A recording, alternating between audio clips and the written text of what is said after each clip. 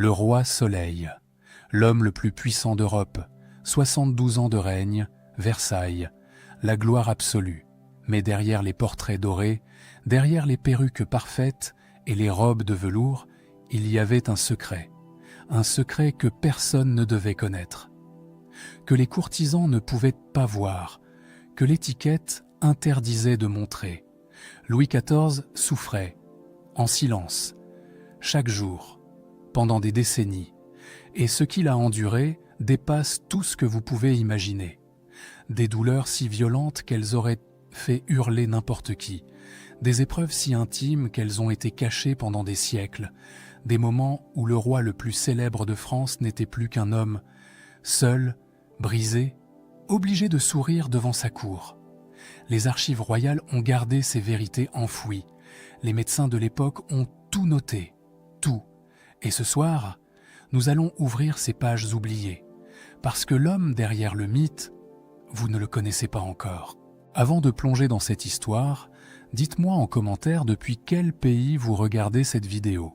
Et si vous aimez découvrir les vérités cachées de l'histoire de France, abonnez-vous, parce que chaque semaine, on révèle ici ce que les livres d'école n'ont jamais raconté.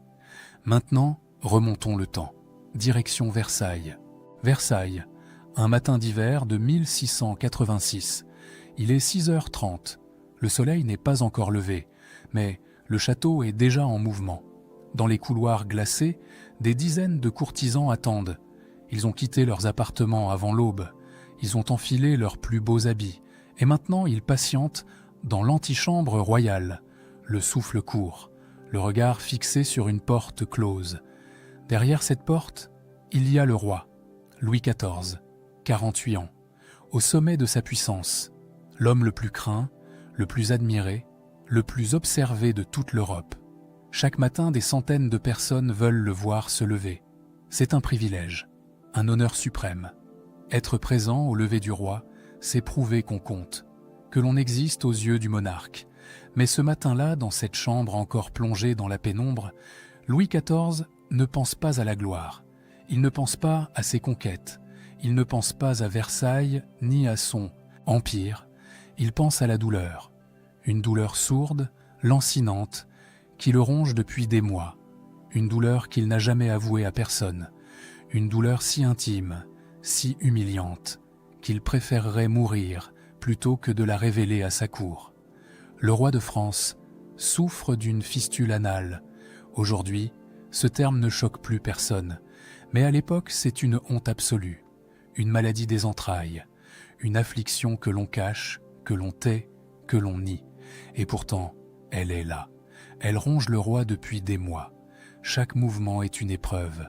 S'asseoir est un supplice. Marcher devient une torture. Et Louis XIV doit faire tout cela en public, avec le sourire, sans jamais laisser paraître la moindre faiblesse. Les valets s'approchent du lit. Les rideaux s'écartent. La lumière des bougies envahit la chambre. Le rituel commence. Le premier valet de chambre entre. Puis le grand chambellan. Puis les princes du sang. Puis les ducs et pairs. Puis les officiers de la couronne. Chacun à sa place. Chacun à son moment. L'étiquette de Versailles est un ballet parfaitement réglé, où le moindre geste a une signification. Et, au centre de ce ballet, il y a le roi, impassible, majestueux, divin. Mais ce matin-là, Louis XIV serre les dents. Il se lève lentement, avec une lenteur calculée pour masquer sa douleur. Il tend les bras pour qu'on lui passe sa chemise. Il incline la tête pour qu'on ajuste sa perruque. Et pendant tout ce temps, il souffre, en silence, sans un mot, sans une grimace. Les courtisans ne voient rien. Ils ne doivent rien voir. Le roi de France ne peut pas être malade. Le roi de France ne peut pas souffrir. Le roi de France est l'image de Dieu sur terre. Et Dieu ne connaît pas la douleur. C'est le mensonge fondateur de la monarchie absolue. Et Louis XIV l'incarne à la perfection. Les archives royales ont conservé un document extraordinaire, un document que peu de gens connaissent. Il s'appelle le Journal de la santé du roi, du Zonoduchi. Pendant plus de 50 ans, les médecins personnels de Louis XIV ont noté chaque symptôme, chaque traitement, chaque souffrance du monarque. Chaque jour, sans exception, ce journal est une plongée vertigineuse dans l'intimité d'un homme que l'histoire a transformé en statue. Et ce que ce journal révèle est stupéfiant. La fistule n'est pas apparue soudainement. Elle s'est développée pendant des mois, peut-être des années. Les médecins ont tout essayé. Les cataplasmes, les onguents, les bains, les prières. Rien n'a fonctionné. La douleur est devenue insupportable. Et en novembre 1686, une décision terrible a été prise. Le roi doit être opéré. Aujourd'hui, une opération de la fistule est une intervention banale. On entre à l'hôpital le matin, on sort le soir. Mais en 1686, c'est une toute autre affaire.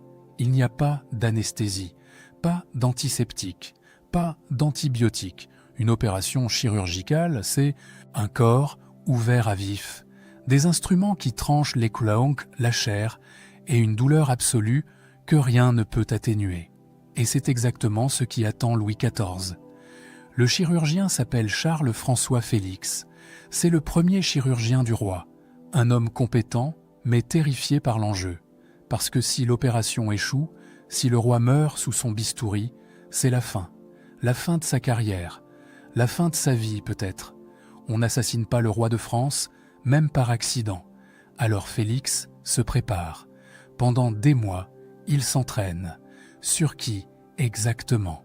Sur des malades des hospices, sur des prisonniers, sur des hommes dont la vie ne compte pas aux yeux de l'époque. Il perfectionne sa technique. Il invente même un instrument spécial, qu'on appellera plus tard le bistouri à la royale. Et quand il se sent enfin prêt, il annonce au roi que l'heure est venue. Le 18 novembre 1686, à 7 heures du matin, Louis XIV s'allonge sur son lit. Autour de lui, quelques proches seulement. Madame de Maintenon, son épouse secrète, le ministre Louvois, 2 ou 3 médecins. Personne d'autre ne sait. La cour continue de vaquer à ses occupations, ignorant totalement ce qui se passe dans la chambre royale. Et l'opération commence. 3 incisions, près de 3 heures de souffrance. Le roi ne crie pas, il ne gémit pas. Il serre les draps de ses mains, si fort que ses jointures blanchissent. À un moment, il murmure ces mots, que les témoins ont rapportés dans leur mémoire. « Est-ce fait, messieurs ?» Félix lui répond que non, que ce n'est pas terminé. Et Louis XIV hoche la tête, ferme les yeux et endure la suite. Quand tout est fini, le roi est épuisé, vidé. Son corps n'est plus qu'une plaie ouverte.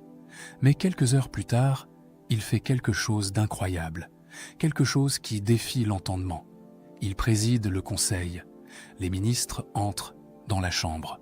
Il s'assoit là, autour du lit royal, et Louis XIV, le ventre encore ensanglanté, les écoute, leur répond, prend des décisions, comme si de rien n'était, comme si la douleur n'existait pas, comme si son corps n'avait aucune importance, parce que le roi de France n'est pas un homme, c'est un symbole, et un symbole ne saigne pas. L'opération de 1686 a été un succès. La fistule a guéri. Louis XIV a survécu. Et pendant quelques mois, la cour a cru que le roi était invincible, que rien ne pouvait l'atteindre, que son corps, comme son royaume, était éternel. Mais les archives racontent une autre histoire. Le journal de la santé du roi est un document unique au monde. Pendant plus de 50 ans, 3 médecins successifs ont consigné chaque détail de la vie physique du monarque. Antoine Vallot, puis Antoine d'Aquin, puis Guy Crescent-Fagon. 3 hommes qui ont vu le roi nu. 3 hommes qui ont touché ses plaies, examiné ses selles, compté ses fièvres. 3 hommes qui savaient la vérité. Et cette vérité, la voici. Louis XIV n'était pas le colosse que les portraits nous montrent. Son corps était un champ de bataille permanent. Une guerre silencieuse, menée jour après jour, année après année, contre des ennemis invisibles que la médecine de l'époque ne savait pas combattre. Commençons par les dents. En 1685, un an avant l'opération de la fistule, Louis XIV a subi une extraction dentaire. À l'époque, arracher une dent n'est pas un acte anodin. Il n'y a pas de dentiste au sens moderne du terme. Ce sont les chirurgiens qui s'en chargent, avec des instruments grossiers et une technique approximative. Et ce jour-là, quelque chose a terriblement mal tourné. Le chirurgien a arraché la dent, mais il a arraché autre chose avec, une partie du palais, une portion de l'os de la mâchoire supérieure. Le roi s'est retrouvé avec un trou béant entre la bouche et les fosses nasales, un trou qui ne s'est jamais refermé. Les conséquences ont été désastreuses. Louis XIV ne pouvait plus manger normalement. Chaque bouchée risquait de remonter par le nez. Les aliments devaient être réduits en bouillie, en purée, en liquide. Le roi qui présidait les banquets les plus fastueux d'Europe, le roi devant qui défilaient les mets les plus raffinés du monde, ne pouvait plus mastiquer. Il avalait, il ingurgitait, comme un malade, comme un vieillard, mais personne ne devait le savoir.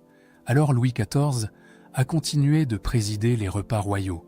Il s'asseyait à table, entouré de courtisans affamés de le voir manger. Car oui, regarder le roi manger était un spectacle, un privilège accordé aux plus nobles. Et pendant que ces hommes et ces femmes l'observaient avec fascination, Louis XIV faisait semblant. Il portait les aliments à sa bouche, il mâchait lentement, avec une dignité étudiée, et il souffrait en silence, luttant pour que rien ne trahisse son infirmité. Les années ont passé, et d'autres maux sont apparus. La goutte a frappé dès la cinquantaine, cette maladie terrible qui transforme chaque articulation en brasier, qui fait de chaque pas une torture. Louis XIV en a souffert pendant plus de 20 ans. Les crises arrivaient sans prévenir. Un matin, le roi se réveillait et ne pouvait plus marcher. Ses pieds étaient gonflés, rouges, brûlants. Ses genoux refusaient de plier. Ses mains, parfois, ne pouvaient plus tenir une plume. Mais le roi devait marcher, le roi devait se montrer, le roi devait incarner la puissance. Alors on l'a transporté, en chaise à porteur d'abord, puis en fauteuil roulant, une invention récente à l'époque. Louis XIV traversait les galeries de Versailles, porté par des serviteurs, souriant aux courtisans qui s'inclinaient sur son passage. Et personne n'osait dire que le roi ne pouvait plus marcher. Personne n'osait voir ce que tout le monde voyait. La faiblesse du monarque était un secret public, un mensonge collectif auquel chacun participait. Le journal de la santé du roi décrit des crises d'une violence inouïe, des nuits entières où Louis XIV hurlait de douleur dans sa chambre, pendant que les gardes faisaient semblant de ne rien entendre. Des jours où il refusait de voir quiconque, enfermé avec ses médecins, et le corps ravagé par l'inflammation. Des semaines où il disparaissait de la vie publique, officiellement pour se reposer, en réalité pour survivre. Et puis il y avait les traitements. La médecine du XVIIe siècle était fondée sur une théorie vieille de 2000 ans, la théorie des humeurs. Selon cette doctrine, le corps humain contenait 4 liquides fondamentaux, le sang, la bile jaune, la bile noire et le flegme. La maladie survenait quand ces humeurs étaient déséquilibrées. Et pour rétablir l'équilibre, il fallait purger, vider le corps, évacuer le mal. Louis XIV a subi des centaines de purges au cours de sa vie, des centaines. Les médecins lui administraient des lavements, des vomitifs, des laxatifs d'une violence inimaginable.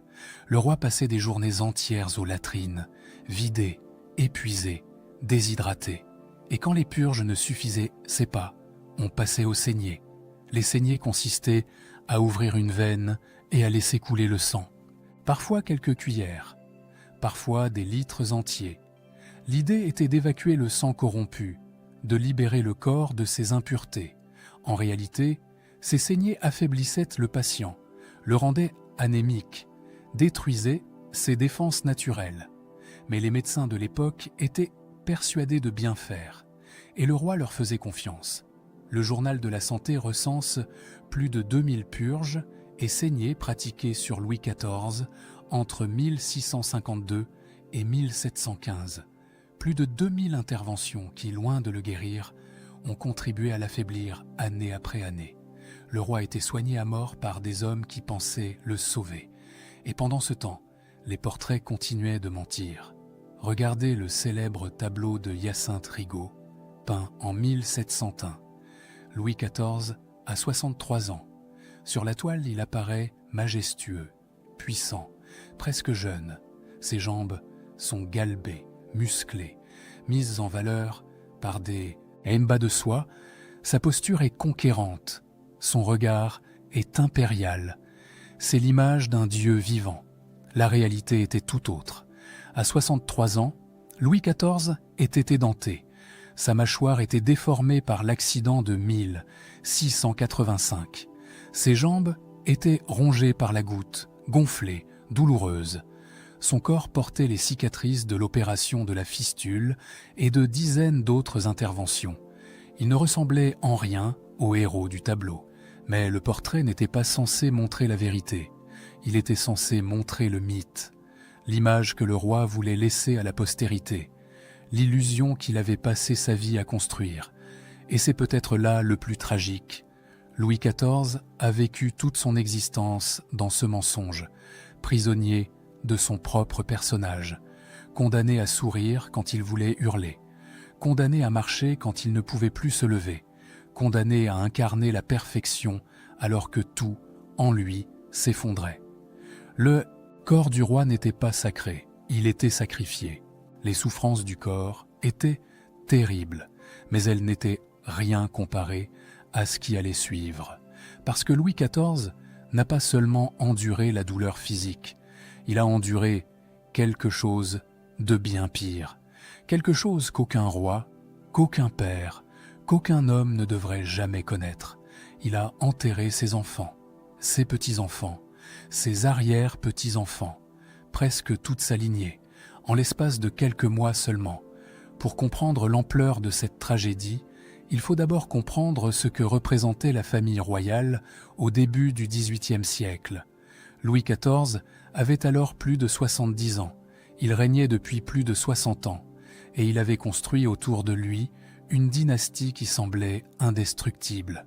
Son fils unique, le grand dauphin, était un homme de 50 ans, père lui-même de 3 fils. La succession était assurée pour plusieurs générations. L'avenir de la France paraissait scellé, et puis tout s'est effondré.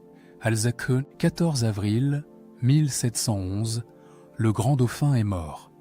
La variole l'a emporté en quelques jours. Louis, fils unique de Louis XIV, héritier du trône depuis sa naissance, a fermé les yeux pour toujours à l'âge de 49 ans. Le roi a appris la nouvelle à Marly, où il séjournait. Les témoins racontent qu'il est resté immobile pendant de longues minutes, silencieux, le visage figé. Puis, il s'est levé et il a repris le cours de sa journée. L'étiquette interdisait au roi de pleurer en public. L'étiquette interdisait au roi de montrer sa douleur. L'étiquette interdisait au roi d'être un père. Mais la mort du grand dauphin n'était que le début. Le nouveau dauphin était désormais le duc de Bourgogne, petit-fils de Louis XIV. Un homme jeune, brillant, pieux, que toute la cour adorait. Son épouse, Marie-Adélaïde de Savoie, était la lumière de Versailles. Elle avait été élevée à la cour depuis l'âge de 11 ans. Louis XIV l'aimait comme sa propre fille. Elle était la seule personne autorisée à le taquiner, à rire avec lui, à briser parfois le protocole glacé de l'étiquette. Elle apportait de la joie dans ce palais de marbre et de silence. Le 12 février 1712, Marie-Adélaïde est morte. La rougeole, probablement. Ou peut-être les traitements des médecins qui, une fois encore, ont saigné et purgé jusqu'à l'épuisement. Elle avait 26 ans. Elle laissait derrière elle 2 jeunes enfants et un mari dévasté. 6 jours plus tard, le 18 février, le duc de Bourgogne l'a rejointe dans la tombe. Le même mal l'a emporté. Ou peut-être le chagrin. Ou peut-être, encore une fois, les saignées répétées qui ont vidé son corps de toute force. Il avait 29 ans. En moins d'une semaine, Louis XIV avait perdu son petit-fils et sa petite-fille adorée.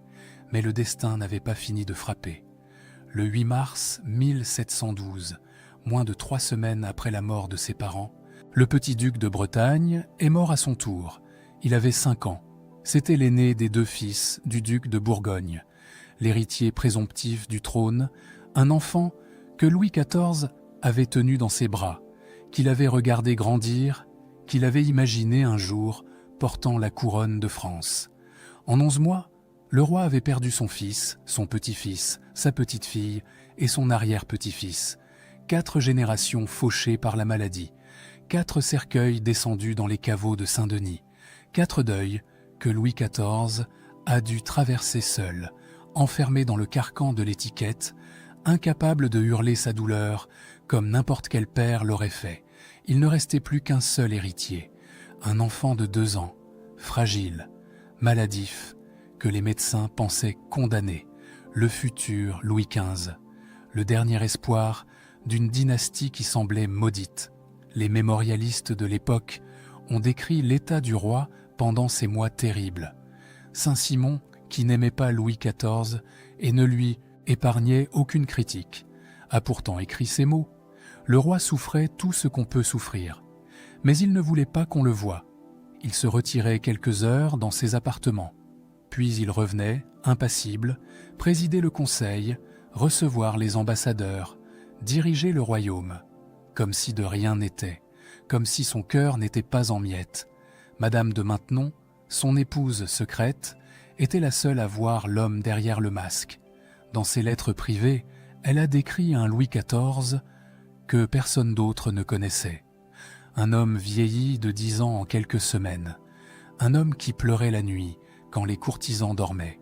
Un homme qui se demandait pourquoi Dieu lui infligeait une telle épreuve. Un homme qui, pour la première fois de sa vie, doutait de tout. Mais le lendemain matin, le roi se levait. Il enfilait sa perruque, il ajustait son habit, et il redevenait Louis XIV. C'est peut-être là que réside la véritable grandeur de cet homme.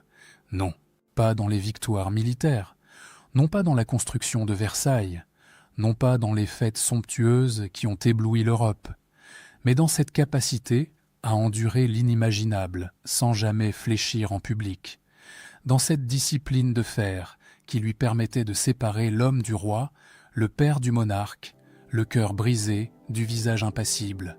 Louis XIV a traversé ses deuils comme il avait traversé ses maladies, en silence, en solitude, en gardant pour lui une douleur que personne ne pouvait comprendre. Et la cour a continué de tourner. Les courtisans ont continué de sourire. Les fêtes ont continué d'illuminer les jardins de Versailles, parce que l'étiquette l'exigeait, parce que la monarchie ne pouvait pas s'arrêter, parce que le roi de France n'avait pas le droit d'être malheureux. Pendant ce temps, dans les couloirs du château, on murmurait, on parlait de malédiction, on évoquait la colère divine. Certains se demandaient si Dieu punissait Louis XIV pour son orgueil, pour ses guerres, pour ses péchés. D'autres, plus cruels, se demandaient si le vieux roi n'allait pas bientôt rejoindre ses descendants dans la tombe. Mais Louis XIV tenait bon. Il avait 73 ans, un corps ravagé par la maladie, un cœur déchiré par le chagrin et un royaume à gouverner. Il n'avait pas le luxe de s'effondrer. Il n'avait pas le droit de mourir. Pas encore, pas tant que le petit Louis XV n'était pas en âge de régner. Alors le roi a continué, jour après jour, deuil après deuil, douleur après douleur, jusqu'au bout. Pour comprendre ce que Louis XIV endurait vraiment, il faut d'abord comprendre ce que signifiait être lui, ce que signifiait vivre chaque instant de sa vie sous le regard des autres, ce que signifiait n'avoir jamais, pas une seule fois, en 72 ans de règne, le droit d'être seul. Louis XIV est né roi. Il avait 4 ans quand son père est mort et qu'il a hérité de la couronne. 4 ans. À un âge où les autres enfants jouent dans l'insouciance, lui devait déjà incarner la majesté royale. On l'habillait comme un adulte. On lui apprenait à marcher comme un souverain. On lui enseignait que chacun de ses gestes serait observé, analysé, commenté, que le moindre signe de faiblesse serait exploité par ses ennemis, que le roi de France n'appartenait pas à lui-même, mais à son royaume. Et cette leçon, Louis XIV l'a apprise parfaitement. Trop parfaitement peut-être. Versailles n'était pas seulement un palais, c'était une machine, une mécanique implacable. Il est conçu pour transformer chaque instant de la vie royale en spectacle public. Le lever était public, le coucher était public, les repas étaient les publics, les promenades dans les jardins étaient publics. Même les moments les plus intimes de l'existence du roi se déroulaient sous les yeux de dizaines, parfois de centaines de témoins. Quand Louis XIV se réveillait le matin, des courtisans étaient pas déjà là, attendant dans l'antichambre. Quand il mangeait, des nobles se tenaient debout autour de sa table, le regardant porter chaque bouchée à sa bouche. Quand il se promenait dans les jardins, une foule le suivait à distance respectueuse, guettant le moindre de ses regards. Et quand il se couchait le soir, le rituel du coucher réunissait à nouveau des dizaines de personnes venues assister à ce moment prétendument privé. Le roi n'avait pas d'intimité. Le roi n'avait pas de vie privée. Le roi n'avait pas le droit de fermer une porte et de dire au monde de le laisser tranquille. L'étiquette de Versailles réglait tout, absolument tout. Qui pouvait entrer dans quelle pièce? Qui pouvait s'asseoir en présence du roi? Qui pouvait lui adresser la parole et dans quels termes? Qui pouvait le toucher et à quel moment? Chaque geste était codifié, chaque parole était pesée, chaque regard était interprété. Vivre à Versailles, c'était vivre dans un théâtre permanent où chacun jouait un rôle et où le moindre faux pas pouvait signifier la disgrâce. Et au centre de ce théâtre, il y avait Louis XIV, l'acteur principal, celui qui ne pouvait jamais quitter la scène, celui qui devait jouer son rôle du matin au soir, du 1er janvier au 31 décembre, de sa naissance à sa mort. Sans relâche, sans pause, sans jamais pouvoir dire qu'il était fatigué, qu'il avait mal, qu'il voulait être seul. Imaginez ce que cela signifie. Imaginez ne jamais pouvoir pleurer sans que quelqu'un vous voie, ne jamais pouvoir crier de douleur sans que la nouvelle se répande dans tout le château, ne jamais pouvoir montrer votre tristesse, votre colère, votre désespoir, parce que des centaines d'yeux sont braqués sur vous en permanence. Imaginez vivre ainsi pendant 72 ans. C'est ce que Louis XIV a vécu, c'est ce qu'il a enduré. La prison la plus dorée du monde, mais une prison quand même. Les historiens ont souvent dit que Louis XIV avait créé l'étiquette pour contrôler la noblesse, pour transformer les grands seigneurs en courtisans serviles, obsédés par les privilèges dérisoires que le roi leur accordait. C'est vrai, l'étiquette était un instrument de pouvoir, mais c'était aussi un piège, et le premier prisonnier de ce piège, c'était le roi lui-même. Louis XIV ne pouvait pas s'échapper de Versailles. Oh, bien sûr, il voyageait parfois. Il séjournait à Marly, à Fontainebleau, à Saint-Germain. Mais partout où il allait, l'étiquette le suivait. Partout où il allait, les courtisans le suivaient. Partout où il allait, il restait le roi, avec tout ce que cela impliquait de contraintes et de solitude. Car oui, Louis XIV était terriblement seul, entouré de milliers de personnes, mais absolument seul, parce que personne ne lui parlait vraiment, personne ne lui disait la vérité, personne ne le regardait comme un homme plutôt que comme un monarque. Les courtisans le flattaient, les ministres le conseillaient, les ambassadeurs le craignaient, mais personne ne l'aimait pour lui-même, personne ne voyait l'homme derrière la couronne, personne, sauf une femme. Françoise d'Aubigné, marquise de Maintenon, était entrée dans la vie de Louis XIV comme gouvernante de ses enfants illégitimes. Elle était veuve, modeste, pieuse, sans fortune, ni titre prestigieux. Tout le contraire des maîtresses flamboyantes que le roi avait connues auparavant. Mais elle possédait quelque chose que les autres n'avaient pas. Elle voyait Louis, pas seulement le roi, leur relation a évolué lentement, de la confiance à l'amitié, de l'amitié à l'amour.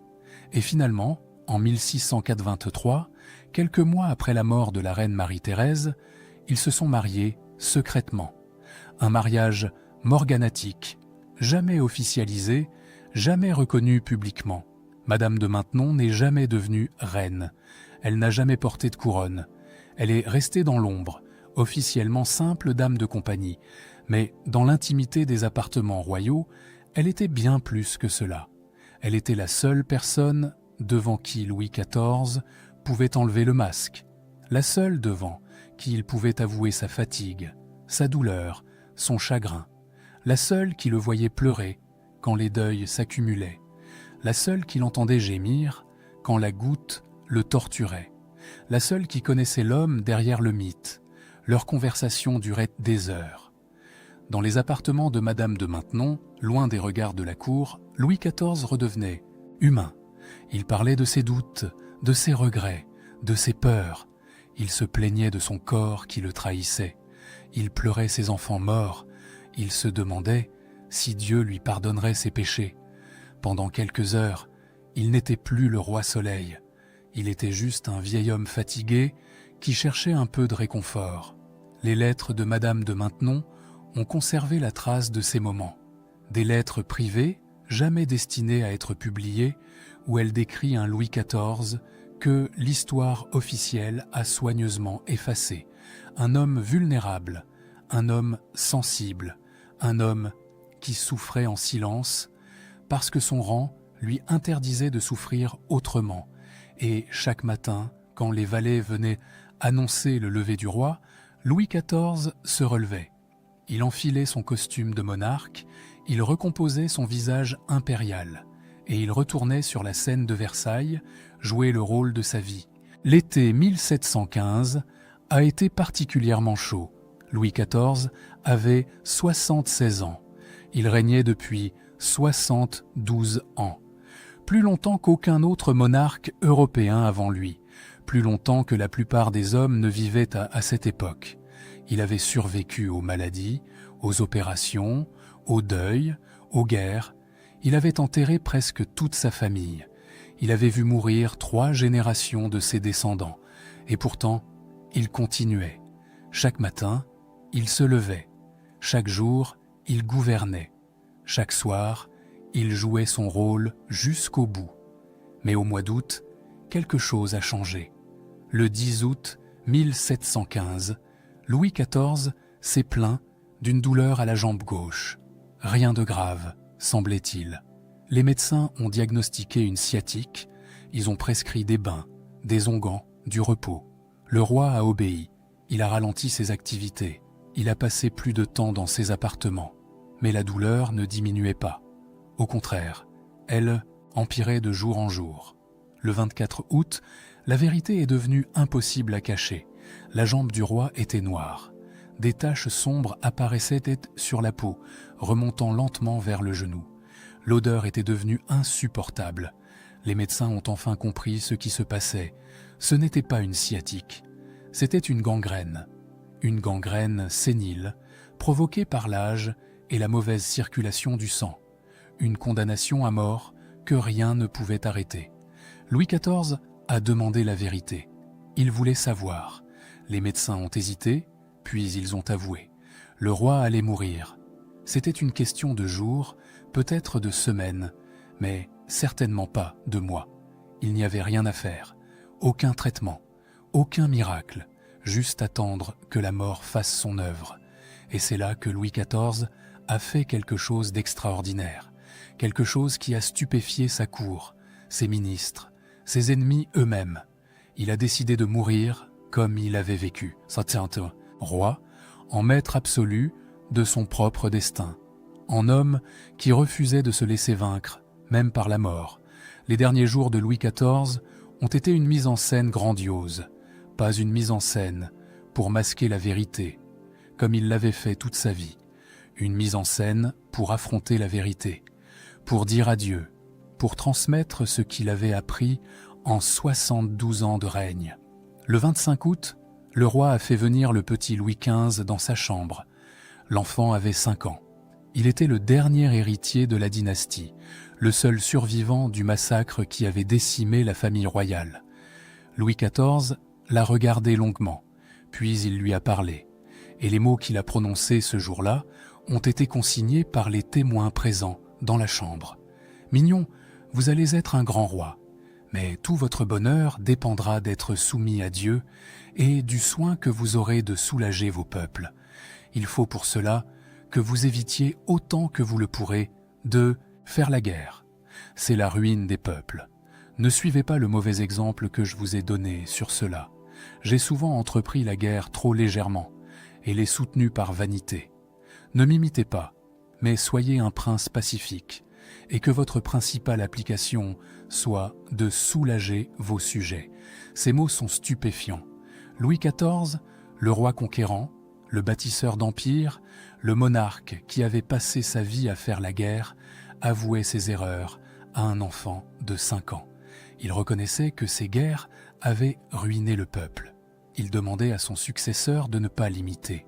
Il faisait, au seuil de la mort, ce que l'étiquette lui avait toujours interdit de faire de son vivant. Il disait la vérité. Les jours suivants, Louis XIV a continué ses adieux.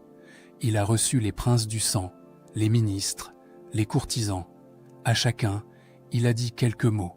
À certains, il a demandé pardon pour les torts qu'il leur avait causés. À d'autres, il a donné des conseils pour l'avenir. Il a réglé les affaires du royaume avec une lucidité qui stupéfiait les médecins. Son corps mourait, mais son esprit restait intact. Le 30 août, il a reçu l'extrême onction. La cérémonie s'est déroulée dans sa chambre, devant une foule de témoins. Le roi a répondu aux prières d'une voix faible mais claire. Quand le prêtre a prononcé les paroles rituelles, Louis XIV a incliné la tête. Il était prêt. Mais la mort n'est pas venue tout de suite. Elle a pris son temps. Elle a fait durer l'agonie pendant 2 jours encore. 2 jours pendant lesquels le roi a sombré dans l'inconscience, puis s'est réveillé, puis a sombré à nouveau. 2 jours pendant lesquels la gangrène a continué son travail, rongeant la chair, empoisonnant le sang. 2 jours pendant lesquels Versailles a retenu son souffle. Le 1er septembre 1715, à 8h15 du matin, Louis XIV a cessé de respirer. Il avait 76 ans, 8 mois et 23 jours. Il avait régné 72 ans et 110 jours. Le règne le plus long de l'histoire de France était terminé. Dans les heures qui ont suivi, la nouvelle s'est répandue dans tout le royaume. Les cloches ont sonné le glas, les drapeaux ont été mis en berne, et dans les rues de Paris, le peuple a réagi d'une manière que personne n'avait prévue. Il y a eu des fêtes, des danses, des chansons moqueuses contre le roi défunt. Le peuple était épuisé par les guerres, ruiné par les impôts, affamé par les mauvaises récoltes. La mort de Louis XIV était pour beaucoup une libération, mais l'histoire a retenu autre chose. Elle a retenu le roi Soleil, le bâtisseur de Versailles, le monarque absolu qui avait fait de la France la première puissance d'Europe. Elle a retenu les portraits dorés, les victoires militaires, les fêtes somptueuses. Elle a oublié l'homme, l'homme qui souffrait en silence, l'homme qui a subi une opération sans anesthésie et qui a présidé le conseil le lendemain, l'homme qui ne pouvait plus manger normalement parce qu'un chirurgien lui avait arraché le palais, l'homme qui a enterré ses enfants, ses petits-enfants, ses arrière-petits-enfants, sans jamais avoir le droit de pleurer en public, l'homme qui n'a jamais été seul, pas une seule fois en 72 ans de règne, l'homme qui a passé sa vie à jouer un rôle, à incarner un mythe, à être le symbole d'un royaume entier. Les portraits nous montrent un roi, les archives nous révèlent un homme fragile, souffrant, obstiné, un homme qui a enduré ce que peu d'entre nous auraient supporté, un homme dont la véritable grandeur n'était pas dans les conquêtes ou les palais, mais dans cette capacité extraordinaire à continuer, jour après jour, malgré la douleur, malgré le chagrin, malgré la solitude. Louis XIV n'était pas un dieu, il était un homme, et c'est peut-être cela, finalement, qui le rend si fascinant. Pas le mythe, l'homme derrière le masque, l'homme qui, pendant 72 ans, a tout enduré en silence. La prochaine fois que vous verrez un portrait de Louis XIV, regardez au-delà du velours et de l'or. Regardez les yeux et souvenez-vous de ce que vous avez appris ce soir. Souvenez-vous de l'homme